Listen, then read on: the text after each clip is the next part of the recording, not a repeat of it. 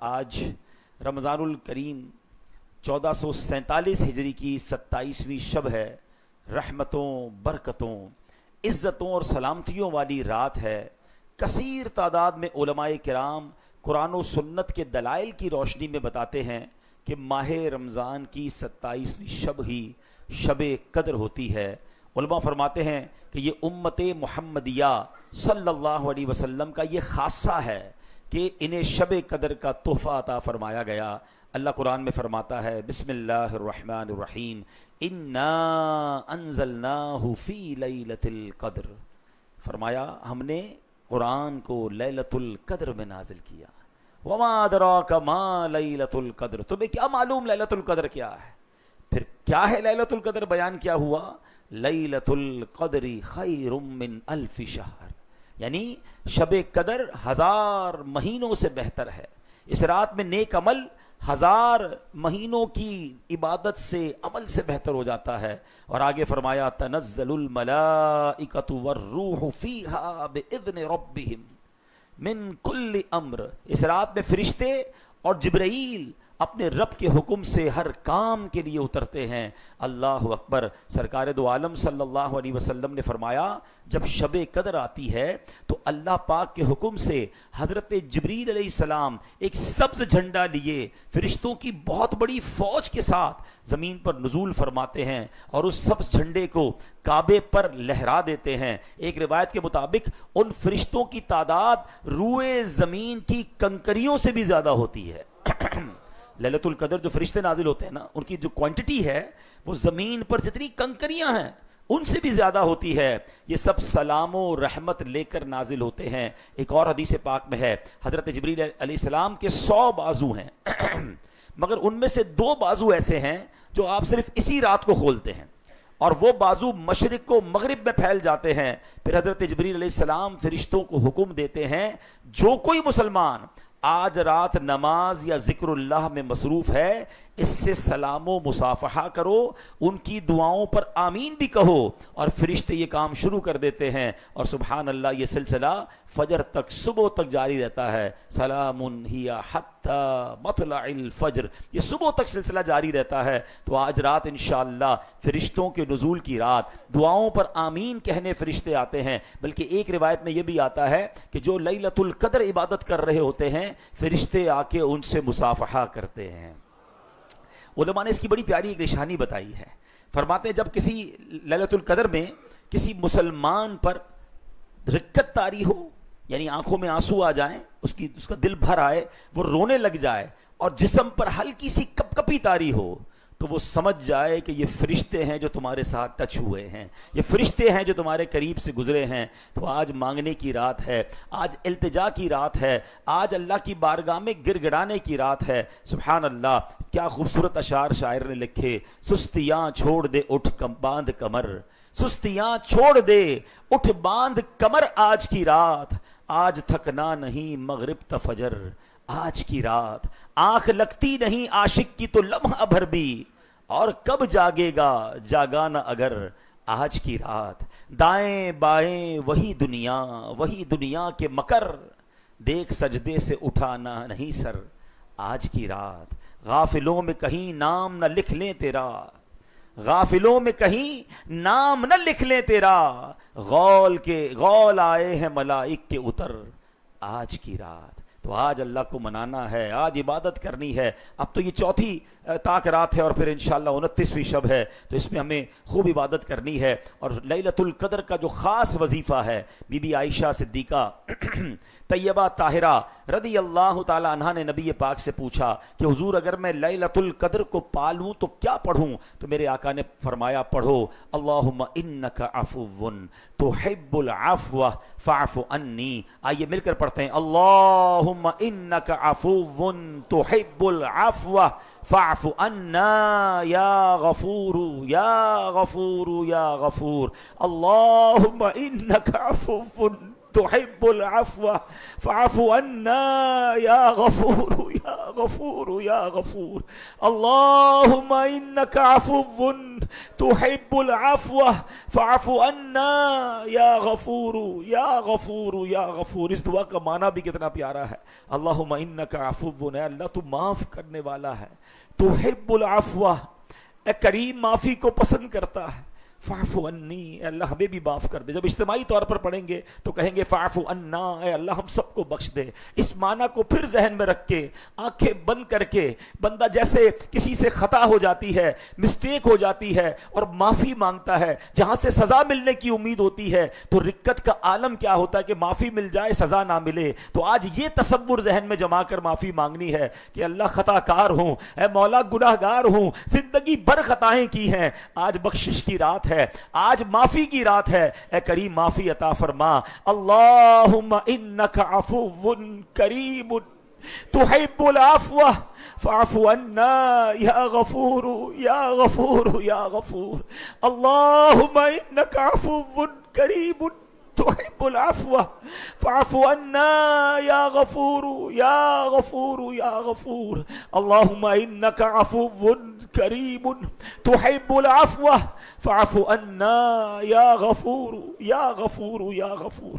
بڑی امید ہے کہ آج رات معافی ملے گی، بڑی امید ہے آج رات بخشش ملے گی، کیونکہ ہمیں یہ پتا ہے ہم کتنے ہی بڑے گناہ گار کیوں نہ ہوں مگر میرا مولا بڑا کریم ہے، وہ بڑا رحیم ہے، وہ بخشنے والا مہربان ہے، وہ گناہ گاروں کو بھی بخشتا ہے. ایسے ہی ایک گناہ گار کا واقعہ، ایسے ہی خطا کار کا واقعہ جو دل لرزا دینے والا بھی ہے، کیونکہ یہ رات جہنم سے، یعنی یہ جو عشرہ ہے آخری عشرہ، یہ جہنم سے آزادی کا عشرہ بھی ہے نا. بعض موقعات میں ہم جنت کی تو باتیں بہت ساری سن لیتے ہیں مگر شاید یہ ریئلائز نہیں ہوتا ہے کہ جہنم ہے کتنی خطرناک، جہنم کا عذاب کتنا خطرناک ہے. آج اس واقعے کو ذرا غور سے سنیے. حدیث پاک میں نبی پاک علیہ السلام نے یہ واقعہ صحابہ کو سنایا. اس سے آپ کو ریئلائز ہوگا کہ جہنم کا عذاب انبیئربل ہے، ہم سوچ بھی نہیں سکتے اتنا خطرناک ہے. اور پھر اللہ میرا کیسا کریم بھی ہے، جب وہ بخشنے پہ آتا ہے تو کیسی رحمت فرماتا ہے. حدیث پاک کی کتاب مسند امام اعظم میں صحابی رسول حضرت عبداللہ ابن مسعود رضی اللہ عنہ سے روایت ہے کہ ایک شخص بارگاہ رسالت میں حاضر ہوا اور سوال کیا، یا رسول اللہ علیہ الصلوۃ والسلام کیا اہل ایمان میں سے کوئی شخص جہنم میں بچ بھی جائے گا؟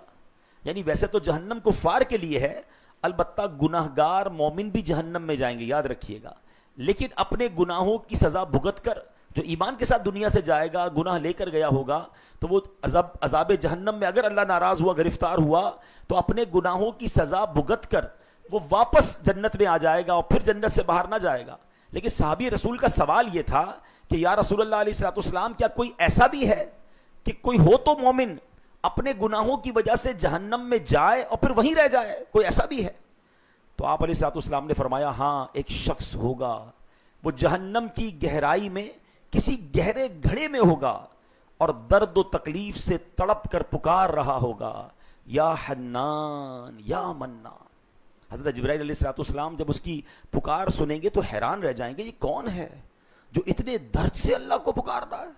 آپ سے رہا نہ جائے گا، فوراً عرش الہی کی قریب جا کر آپ جو ہے وہ سجدہ کریں گے، اللہ کی بارگاہ میں سجدہ کریں گے. جبرائیل، اللہ کی طرف سے حکم ہوگا کہ جبرائیل سر اٹھائیے، تم نے ایسی کون سی حیرانی کی بات دیکھی ہے؟ حضرت جبرائیل علیہ السلام عرض کریں گے یا اللہ پاک، جہنم کی گہرائیوں سے آواز گونج رہی ہے، کوئی بڑے پر درد دل کے ساتھ پکار رہا ہے، یا حنان یا منان. حکم ہوگا جبرائیل، جہنم کے جو داروغے ہیں، حضرت مالک فرشتہ ایک ایسا ہے کہ جس کی ڈیوٹی ہے جہنم پر، ان کو حضرت مالک کہتے ہیں، اے جبرائیل مالک کے پاس جاؤ، انہیں کہو کہ اس شخص کو باہر نکالیں. حضرت جبرائیل جائیں گے اور کہیں گے اللہ کا حکم ہے اس بندے کو ڈھونڈے، جہنم میں کھائیں، اس کو نکال کے لائیں. یاد رکھیے، اب ذرا آگے کے الفاظ ذرا غور سے سنیے گا. سرکار دو عالم علیہ الصلوۃ والسلام نے فرمایا جیسے ماں اپنے بچوں کو پہچانتی ہے نا، ایسے ہی حضرت مالک علیہ الصلوۃ والسلام جہنمیوں کو اس سے بھی زیادہ پہچانتے ہیں، مگر اس حنان منان پکارنے والے کو نہیں پہچان پائیں گے، نہیں ڈھونڈ پائیں گے، وہ نہیں ملے گا. واپس آ کر کہیں گے اے جبرائیل معاملہ یہ ہے، جہنم نے ایک سانس لی ہے جس کی وجہ سے حالت ایسی ہو گئی ہے کہ لوہے اور پتھر میں فرق کرنا مشکل ہو گیا ہے. یعنی سب جل کر ایسا ہو چکا ہے کہ اب لوہا اور پتھر بھی نہیں پہچانا پا رہا کہ لوہا کون سا ہے پتھر کون سا ہے. ایوری تھنگ بیکم اس قدر جل کے راکھ اور کالی ہو گئی ہے. یہ سن کر حضرت جبرائیل پھر آئیں گے اللہ کی بارگاہ میں, عرش الہی پر پھر سجدہ کریں گے. حکم ہوگا جبرائیل اس بندے کو کیوں نہیں لائے؟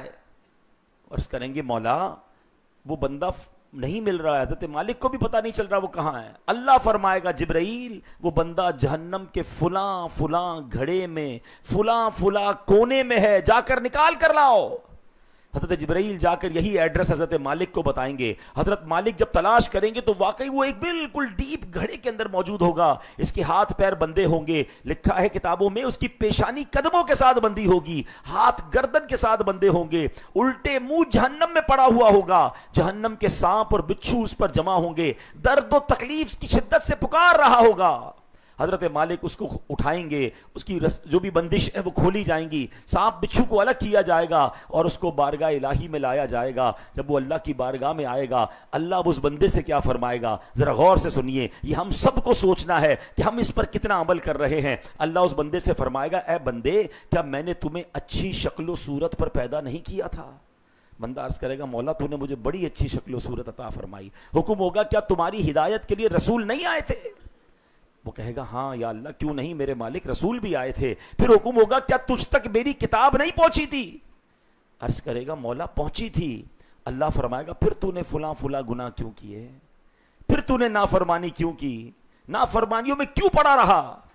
یہ میں حدیث کا خلاصہ سنا رہا ہوں. اب بندے کے پاس کوئی جواب ہی نہیں ہوگا, ہر چیز اس کو پتا ہے کہ رب کو بھی معلوم ہے میں نے کیا خطائیں کی ہیں. وہ بالکل بے بسی کے عالم میں, شرمندگی عالم میں اللہ کی بارگاہ میں کھڑا ہوگا. پھر خود ہی کہتا ہے میرے مالک میں نے خود پر ظلم کیے, گناہ کر کر کے اپنے آپ کو جہنم کا حقدار بنا لیا. اے رب حنان و منان میں اپنے گناہوں کے سبب 1000 سال سے جہنم میں جل رہا ہوں, لیکن اے اللہ میں نے تیری رحمت کی امید نہیں چھوڑی تھی. مجھے امید تھی میری پکار سنی جائے گی, تیری رحمت کو جوش آئے گا, اسی امید پر تجھے پکارتا رہا.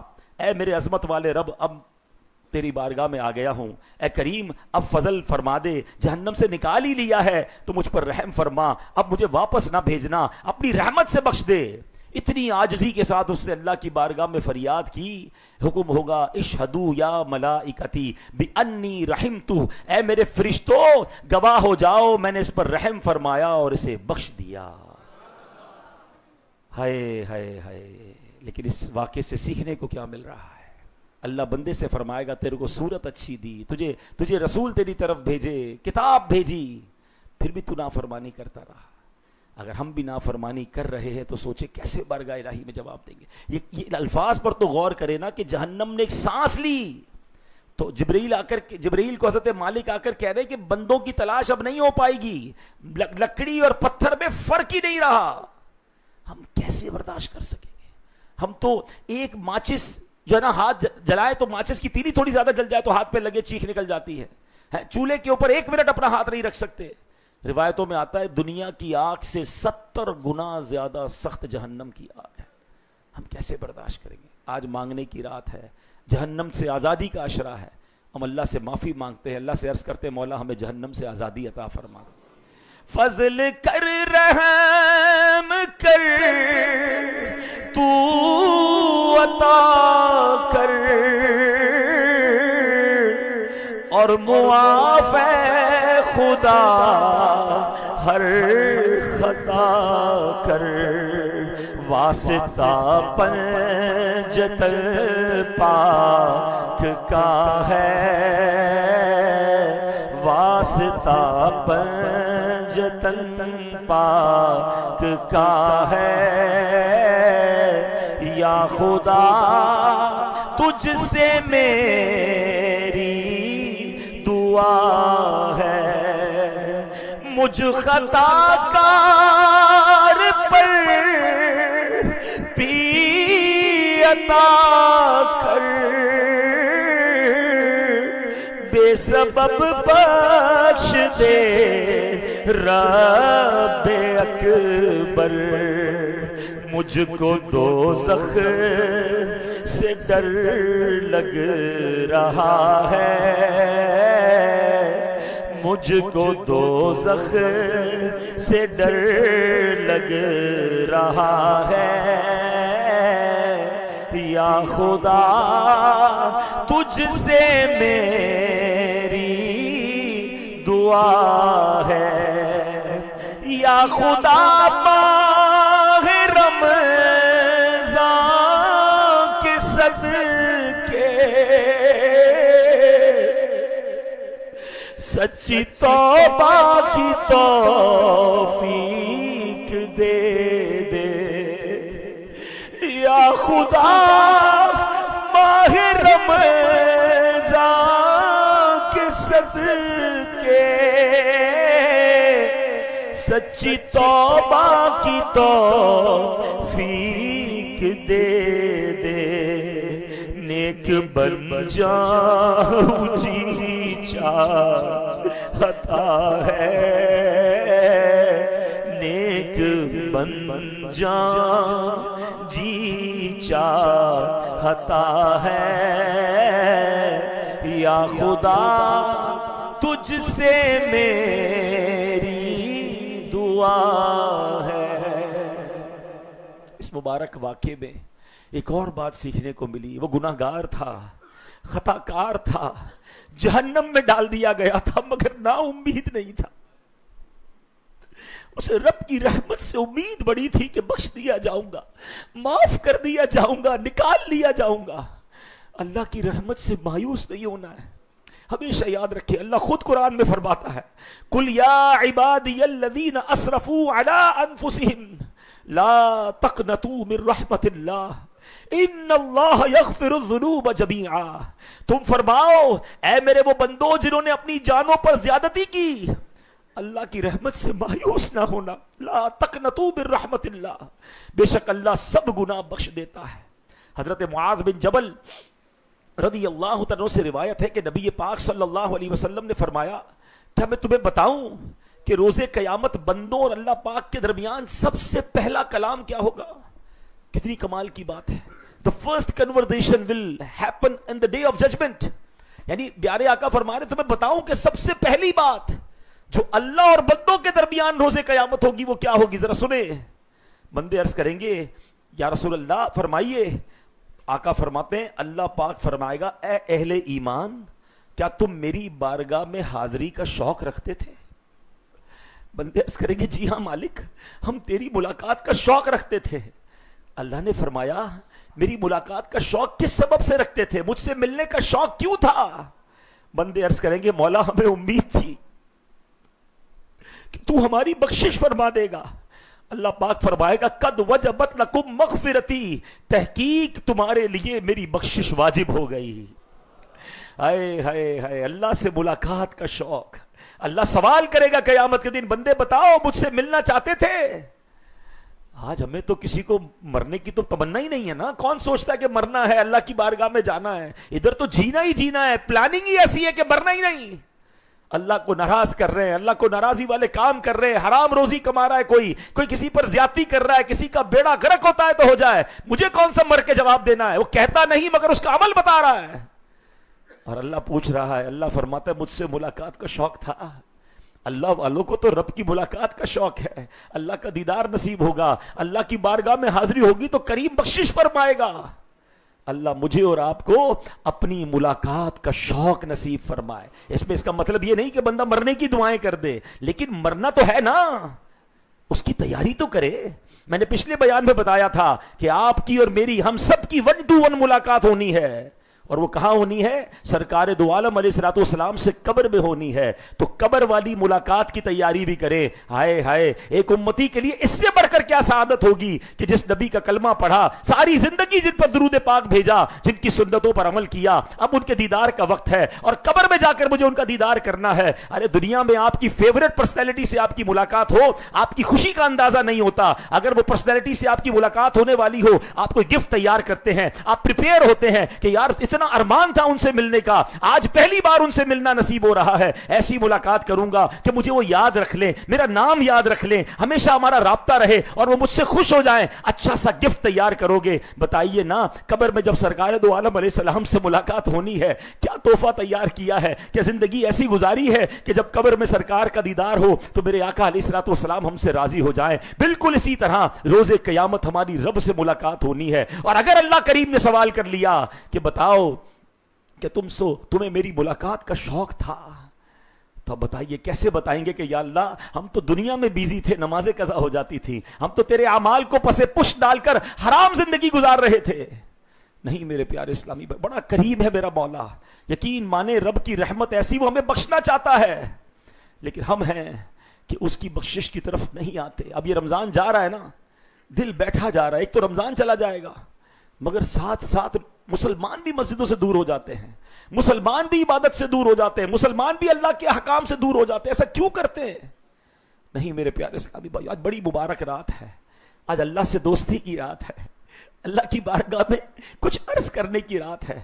کچھ کہتے ہیں نا نیو ایئر ریزولوشن لوگ بناتے ہیں، یار آج لیلۃ القدر ریزولوشن بناؤ نا، کہ آج رات میں کچھ وعدے کر لوں اپنے رب سے، آج رات زندگی کی کچھ چیزیں ڈیسائیڈ کر لوں کہ بہت ہو گیا اللہ کو ناراض کرنا، بہت کر لیے گناہ، بڑی کر لی نافرمانیاں، بڑی کر لی نماز قضا، کس قدر اللہ کو ناراض کیا ہے، اب کب تک کرتا رہوں گا؟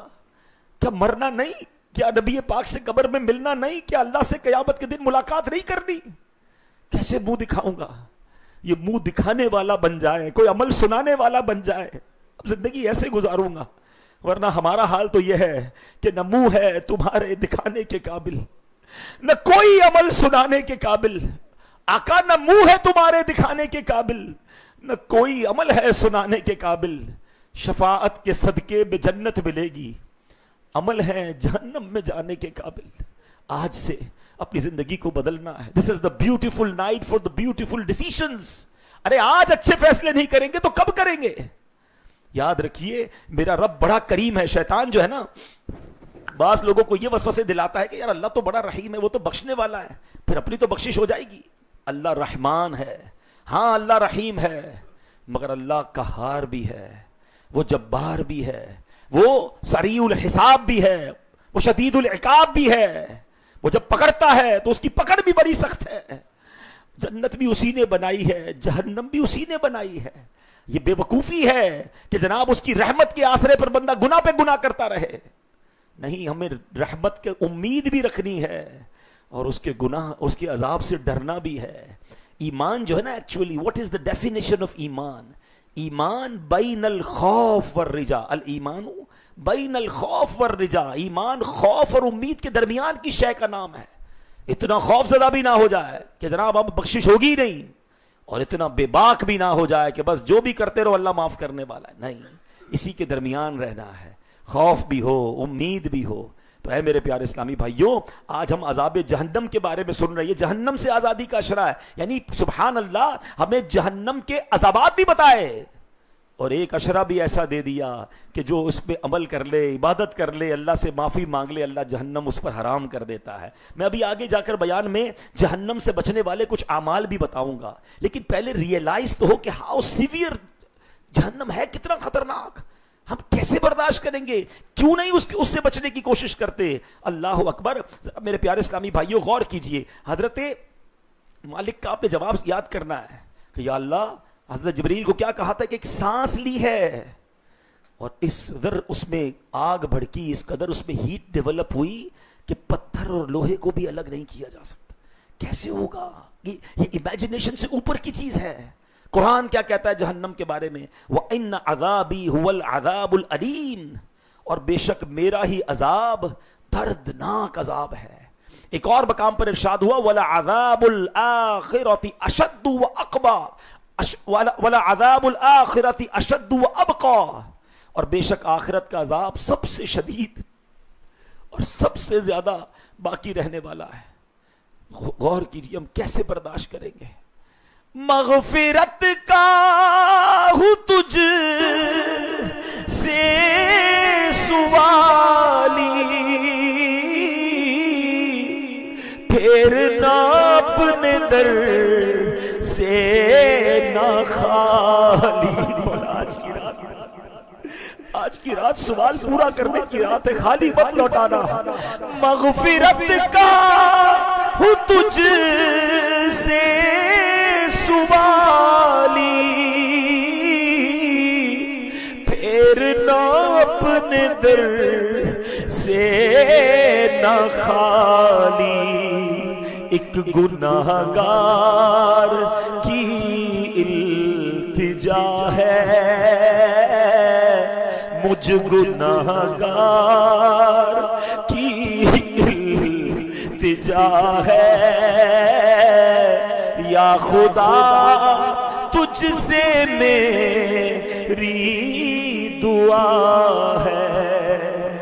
ایک مرتبہ حضرت جبریل امین بارگاہ رسالت میں حاضر ہوئے، ان کا رنگ بدلا ہوا تھا.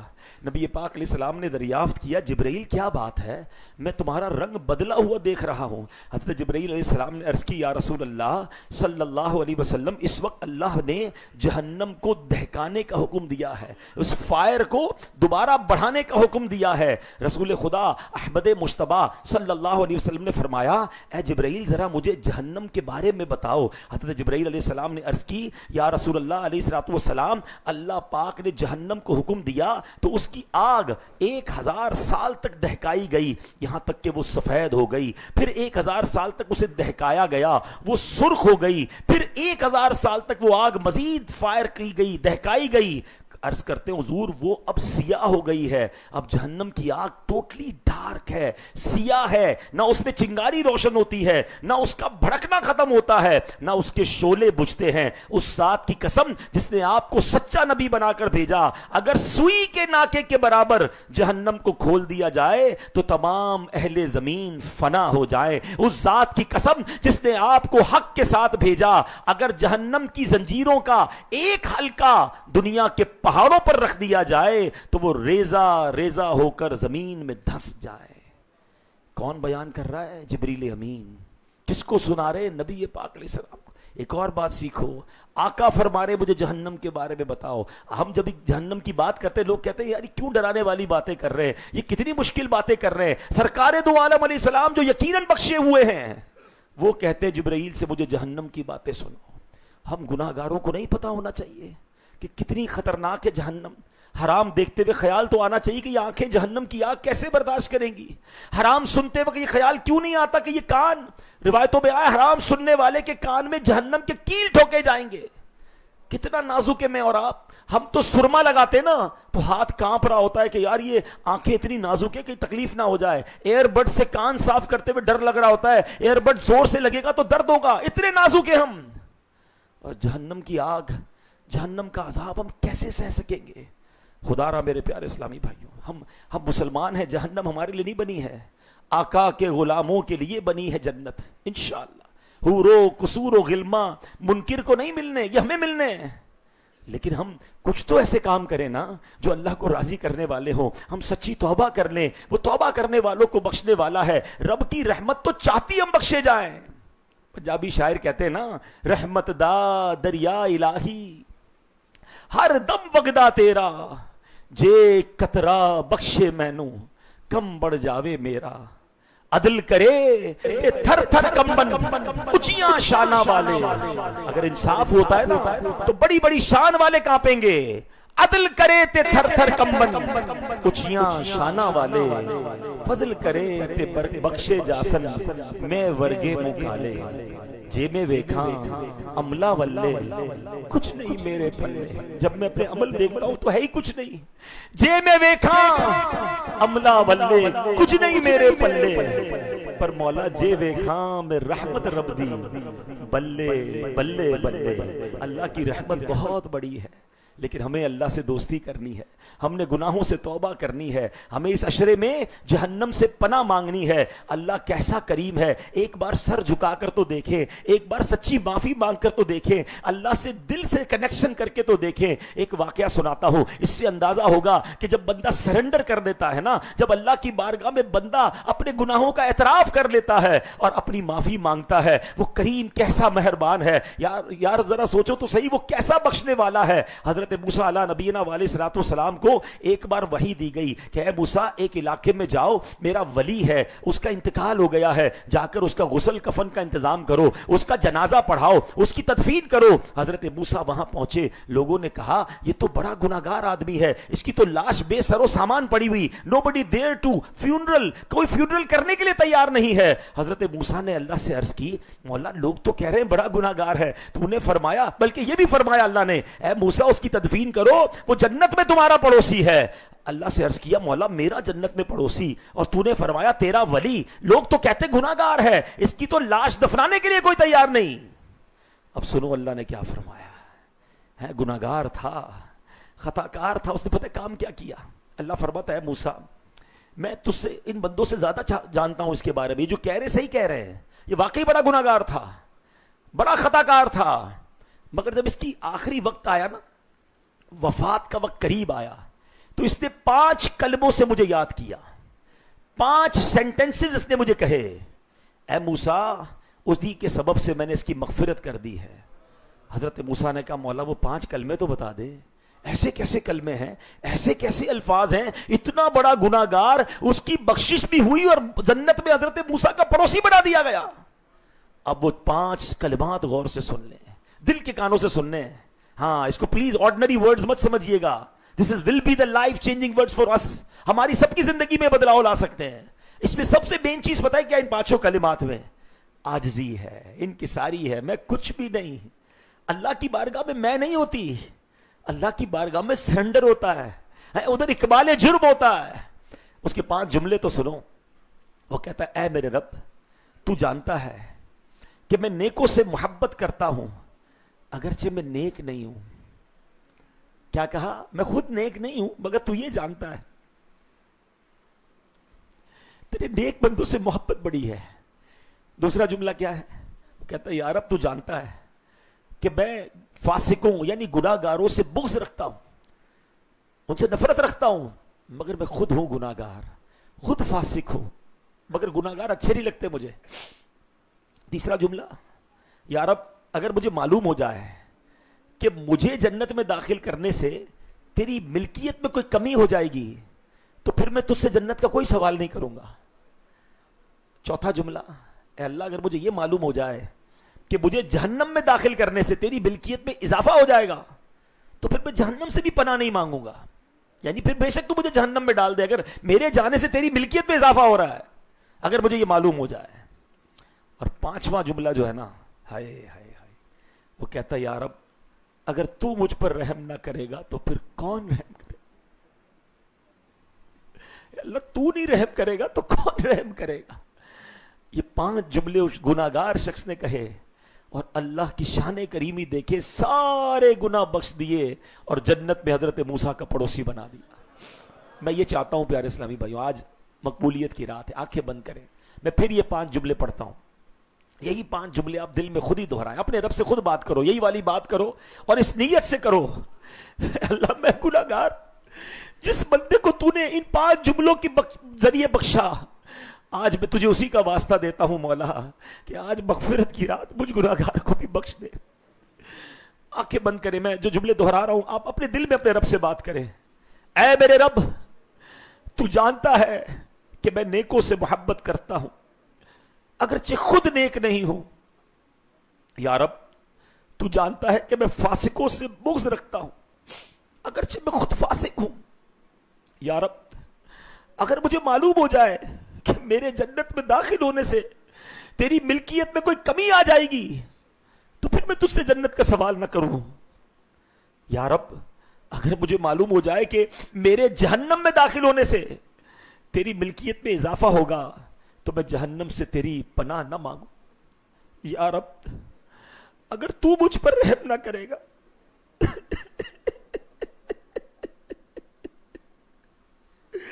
اللہ اگر تو مجھ پر رحم نہ کرے گا تو پھر کون کرے گا؟ آج رحمت کی رات ہے، آج مغفرت کی رات ہے، ہم سب پر رحم فرما دے، ہم سب کے گناہوں کو معاف فرما دے۔ میں نے مانا میں سب سے برا ہوں، کا ہوں میں تیرا ہوں تیرا ہوں میں نے مانا سب سے برا ہوں پر کس کا ہوں میں تیرا ہوں تیرا ہوں ناز رحمت پہ مجھ کو بڑا ہے مولا ناز رحمت پہ مجھ کو بڑا ہے یا خدا تجھ سے میری دعا ہے۔ اللہ بڑا کریم ہے، وہ دل کی پکار سنتا ہے۔ آج توبہ کرنی ہے، سچے دل سے توبہ کرنی ہے، توبہ بھی کرنی ہے، مدد بھی اسی سے مانگنی ہے۔ ہمارا پرابلم یہ بھی ہے، ہم توبہ تو کر لیتے ہیں مگر اس پہ پنکچویلٹی نہیں پاتے، پھر گناہ میں پڑ جاتے ہیں۔ آج اللہ سے مدد بھی مانگنی ہے۔ اللہ میں کمزور ہوں، بڑا کمزور ہوں، توبہ کرتا ہوں پھر گناہ میں پڑ جاتا ہوں، شیطان پھر گناہوں میں ڈال دیتا ہے۔ اے اللہ آج توبہ بھی عطا فرما، توبہ قبول بھی فرما، اور اس پر ہمیں ثابت قدمی بھی نصیب فرما۔ اب میں وہ اعمال بتانے جا رہا ہوں، چند باتیں، ویسے تو بہت سارے اعمال ہیں جو جہنم سے بچانے والے ہیں، مگر چند باتیں عرض کر دیتا ہوں۔ ترمذی شریف کی حدیث ہے، نبی پاک نے فرمایا جو اللہ سے 3 بار جنت مانگے تو جنت کہتی ہے الہی اسے جنت میں داخل فرما دے، اور 3 بار جہنم سے پناہ مانگے تو جہنم کہتی ہے الہی اسے آگ سے امان دے دے۔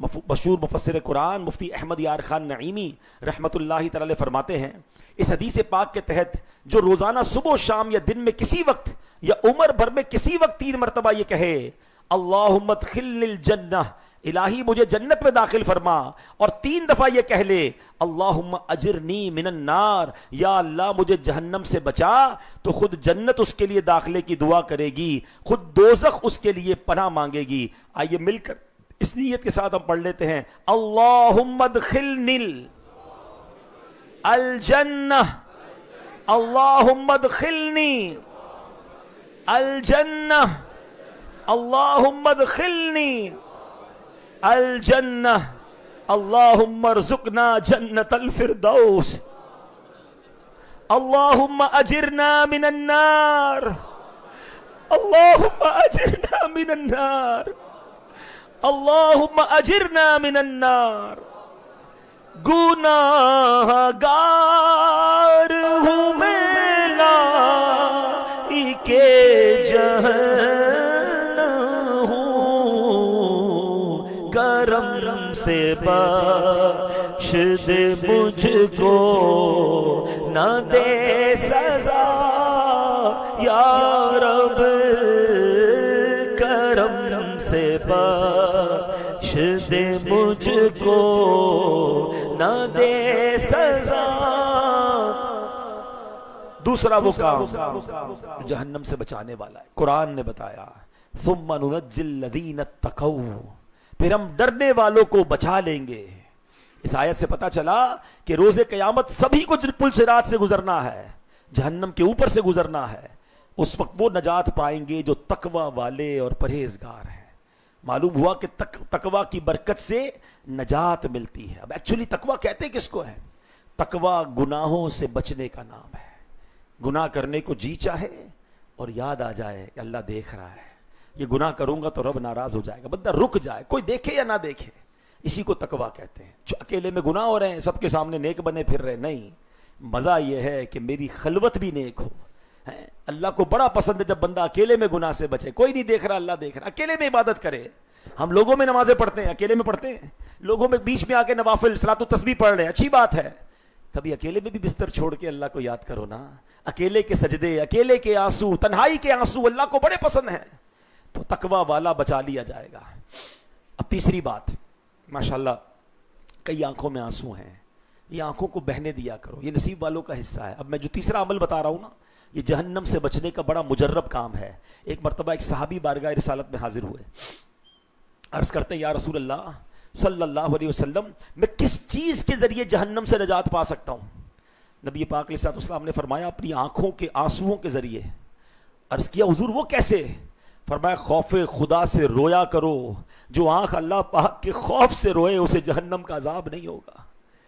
خوش نصیب ہے وہ جس کی آنکھیں اللہ کے خوف سے روئیں، اللہ کے عذاب کے ڈر سے روئیں، اس کی یاد میں روئے، اللہ کی محبت میں روئے، نبی پاک کے عشق میں روئے۔ وہ کہتے ہیں نا رونے والی آنکھیں مانگو، رونا سب کا کام نہیں، ذکر محبت عام ہے لیکن سوز محبت عام نہیں۔ اللہ ایسی آنکھیں عطا فرمائے۔ حضرت عبداللہ ابن عباس رضی اللہ تعالیٰ عنہما سے روایت ہے کہ نبی پاک علیہ الصلوۃ والسلام نے فرمایا، یہ حدیث بھی ترمذی شریف میں ہے، دو قسم کی آنکھوں کو جہنم کی آگ نہ چھوئے گی۔ دو قسم کی آنکھیں ہیں جن کو جہنم کی آگ نہیں چھوئے گی۔ نمبر ایک، وہ آنکھ جو رات کے کسی حصے میں اللہ کے خوف سے روئے، اور نمبر دو، وہ آنکھ جو اللہ پاک کی راہ میں پہرا دیتے ہوئے رات گزارے ہیں، جو مجاہدین فی سبیل اللہ ہوتے ہیں، جو رات بھر جاگتے ہیں، مسلمانوں کی سرحدوں کی حفاظت کرتے ہیں، اس آنکھ کو بھی جہنم کی آگ نہیں چھوئے گی۔ اور سبحان اللہ، جو آنکھ اللہ کے خوف سے روئے، حضرت نظر بن سعد فرماتے ہیں جس کی آنکھ سے خوف خدا کے سبب آنسو بہ جائیں تو اللہ پاک اس کے چہرے کو جہنم پر حرام فرما دیتا ہے۔ اگر وہ آنسو اس کی رخسار تک بہ جائیں تو قیامت کے دن وہ ذلت سے محفوظ رہے گا۔ اگر کوئی چند لوگوں کے درمیان خوف خدا کے سبب روئے تو اللہ پاک اس کی برکت سے باقی لوگوں پر بھی رحم فرماتا ہے۔ ہائے ہائے، ایسی محفلیں جہاں لوگ اللہ کے خوف سے رو رہے ہوں، پتہ نہیں کس کے آنسو اب سب کی مغفرت کا ذریعہ بن جائیں۔ یہ وہ محفلیں ہیں، یہ وہ اجتماعات ہیں، یہ وہ گیدرنگز ہیں جہاں جانا ہے کہ پتہ نہیں کس نیک آدمی کی آمین کے صدقے، کس کی آنسو کے صدقے، کس کے درد کے صدقے، کس کی پکار کے صدقے ہماری بخشش ہو جائے۔ سبحان اللہ، مزید فرماتے ہیں آنسوؤں کے علاوہ ہر عمل کا وزن کیا جائے گا، جبکہ آنسوؤں کا ایک قطرہ آگ کے سمندروں کو بجھا دے گا۔ میرے اشک بہتے رہیں کاش ہر دم تیرے خوف سے یا خدا یا الہی، تیرے خوف سے تیرے ڈر سے ہمیشہ میں تھر تھر رہوں کانپتا یا الہی۔ کاش اللہ کا خوف نصیب ہو جائے، آنکھوں سے آنسو بہانا نصیب ہو جائے۔ اے میرے پیارے اسلامی بھائیوں، اب رونا کیسے نصیب ہو، رونے کی عادت کیسے بنے؟ کئی لوگ کہتے ہیں ہماری آنکھوں سے آنسو نہیں آتے، تو یہ بڑا نیکی کا کام ہے، بڑی اللہ کو پسندیدہ یہ عادت ہے۔ آپ ایک بات بتائیں، ہم جب پیدا ہوئے تھے، پیدا ہوتے کیا کام پہلے کیا تھا؟ رونا۔ بچے کو کیا آتا ہے؟ رونا۔ ہر رونے پر ماں نے اس کی مدد کی، بھوک لگی تو دودھ پلایا، کوئی اور ضد کی تو ماں نے وہ دے دیا۔ بڑا ہوتے ہی رونا چھوڑ دیا، ضد کرنا شروع کر دی، ضد کی، کمپلین کی، چیزیں کم ملنا شروع ہو گئی ہیں، بعض اوقات تو ماں باپ ناراض ہونا شروع ہو گئے۔ وہ کمال جو اللہ نے پیدائشی میں دیا، اللہ کی بارگاہ میں وہ کیوں استعمال نہیں کرتے؟ اللہ سے آنسوؤں میں بات کرو نا۔ ہاں، دنیا والوں سے کیوں مانگنا ہے، رب سے مانگے۔ اور اللہ کی بارگاہ میں جب آنسو بہتے ہیں نا تو کرم کے دریا ایسے بہتے ہیں، کام ایسے بن جاتے ہیں، بس رونا سیکھ جائیں۔ اب اس کا طریقہ بھی بتا دیتا ہوں۔ ایک تو ایسے پروگرامز ہوتے ہیں، ایسے اجتماعات ہوتے ہیں جہاں سب رو رہے ہوتے ہیں، جب باتیں خوف خدا کی ہوں، اللہ سے محبت کی باتیں ہوں، اللہ سے تمنائیں التجائیں ہوں، تو کسی کو روتا دیکھ کر رونا بندے کو آ جاتا ہے۔ دوسرا، بندہ رونے جیسی شکل بھی بنائے کہ اچھوں کی نقل بھی اچھی ہے، اور اکیلے میں کبھی کبھی گھر میں بیٹھ کر تصور بنائیں کہ اپنی کمزوری اور ناتوانی کا تصور کریں، اپنے گناہوں کو یاد رکھیں اور سوچیں اگر گناہوں پر پکڑ ہو گئی، اللہ ناراض ہو گیا تو میرا کیا ہوگا؟ ان قریب ملک الموت آئیں گے، میری روح قبض کر لی جائے گی، میرے عزیز رشتہ دار مجھے غسل دیں گے، کفن پہنائیں گے، نماز جنازہ کی تیاری کریں گے، اور نماز جنازہ پڑھ کے گھپ اندھیری قبر میں مجھے اتار کر چلے آئیں گے۔ آج اکیلے کمرے میں لائٹ چلی جائے تو میرا دل گھبراتا ہے، اس 2 گز کی زمین کے قبر کے اندر کیسے اکیلا رہوں گا؟ اللہ نہ کرے سانپ اور بچھو آ گئے تو میرا کیا بنے گا؟ اپنے دل پر یہ خوف طائی کریں تاکہ آنکھوں سے آنسو بہیں، اللہ سے بندہ تڑپ کے اپنی التجا پیش کرے۔ آپ کسی بھی مشکل میں ہیں، یقین مانیں، اب اللہ کی بارگاہ میں اکیلے میں رو کر تو دیکھیں۔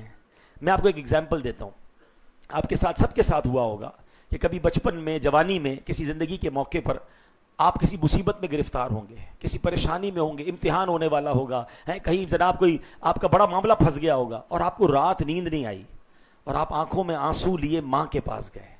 آپ کی ماں جب تھی نا، جن کے پاس ہے ماں، بڑے خوش نصیب ہیں آپ، پوچھو ان سے جن کی ماں چلی گئی ہے ماں کے پاس آدھی رات کو گئے کہ ماں نیند نہیں آ رہی ہے، اے ماں میں پھنس گیا ہوں، اے ماں مشکل بڑی ہے، آنکھوں میں آنسو ہیں۔ سچ بتاؤ ماں نے کیا کیا تھا؟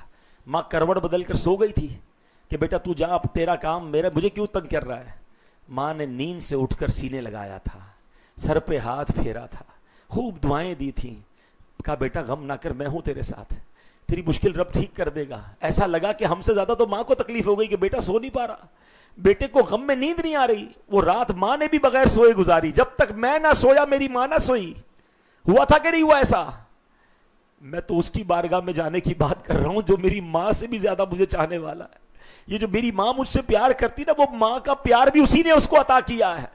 ایک بار بستر سے اٹھ کر اکیلے میں اس کے پاس جاؤ تو صحیح کہ یا اللہ نیند نہیں آ رہی ہے، یا اللہ میں پریشان ہوں، میرا آخرت میں کیا ہوگا، اے اللہ بڑے گناہ کر لیے، میرا قبر میں کیا ہوگا، اے کریم میرے ایمان کی حفاظت فرمانا، اے اللہ مجھے عذاب نہ دینا، بڑا کمزور بندہ ہوں، تیری جنت میں مجھے داخل کرے گا، کوئی کمی نہیں پڑے گی.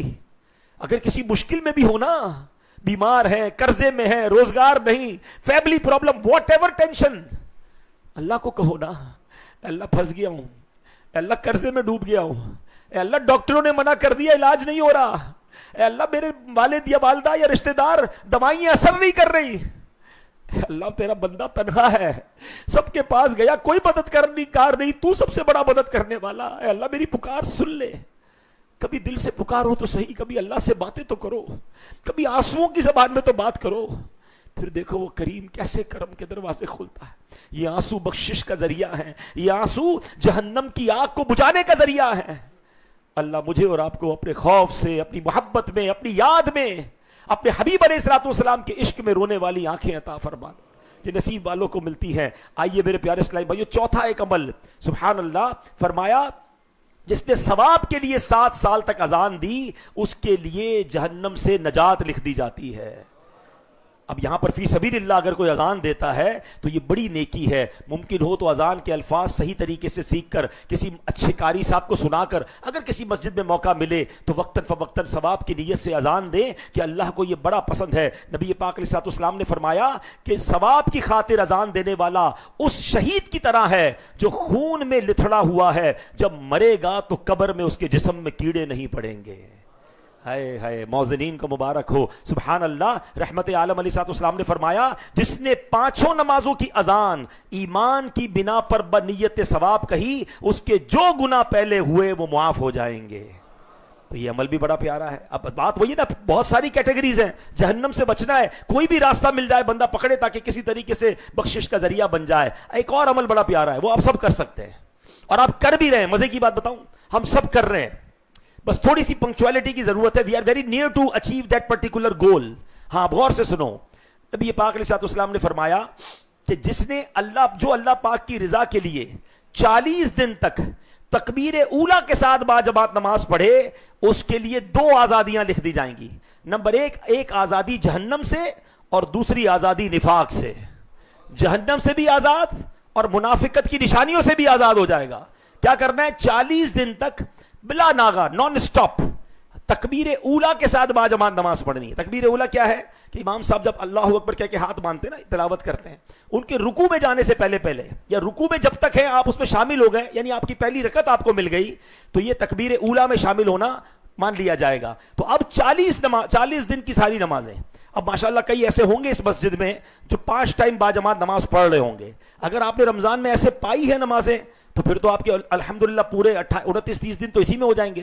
پھر 10 دن اور تو چلے نہیں ہو سکا، بیچ میں بریک آ گیا. اب تو جہنم سے آزادی چاہیے نا. آج تو پلان کرنا ہے، ٹارگٹ لینا ہے. تو میں مشورہ دوں 27ویں شب کو نیت کر لیں. کیسی پیاری رات ہے کہ اب کل سے فجر سے انشاءاللہ اگلے 40 دن تک ایک بھی نماز ایسی نہیں ہوگی جو تکبیر اولا مس ہوگی انشاءاللہ.